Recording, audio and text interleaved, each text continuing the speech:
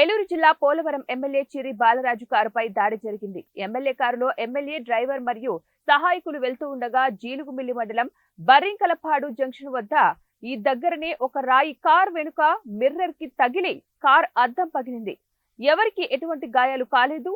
సంఘటన వసతి గృహం ఎదురుగా జరిగింది. ఈ రాయి ఆకతాయిలు విసిరిందా లేక ఎవరైనా ఉద్దేశపూర్వకంగా విసిరారా అన్నది పోలీసులు విచారిస్తున్నారు. కారుపై రాయి విసిరిన సమయంలో ఎమ్మెల్యే కారులో లేరు. ఈ సంఘటనపై భయభ్రాంతులకు గురి కావద్దని, క్షేమంగానే ఉన్నారని ఎమ్మెల్యే అన్నారు. పూర్తి స్థాయిలో విచారిస్తున్నామని పోలవరం డీఎస్పీ తెలిపారు.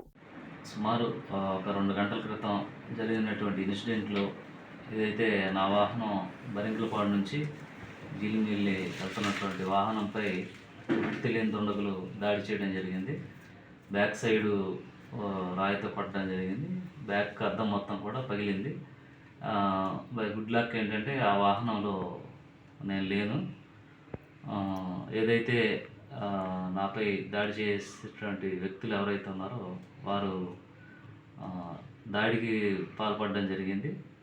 వెంటనే దీనిపై ఎవరైతే చేసినటువంటి వ్యక్తుల్ని తప్పకుండా గుర్తించి వారిని శిక్ష పడేలాగా చూస్తాం. అలాగే నియోజకవర్గంలో ఉన్నటువంటి ప్రజలు కానీ, నాయకులు కానీ, కార్యకర్తలు కానీ ఎవరు కూడా భయభ్రాంతులకు గురి కావద్దు.